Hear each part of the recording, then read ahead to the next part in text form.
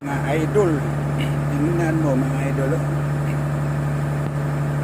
Kinain na sana ang igi, pero ulo na lang na natira kasi kinain rin siya kung ano nagkain sa kanya. Gara-gara TikTok ito mga idol ko,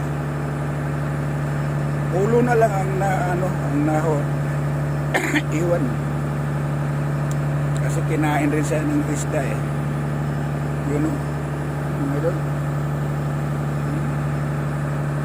Grabe mga idol, ulo na lang talaga. Buti tiniran ako ng ulo. Bakit? Kung wala,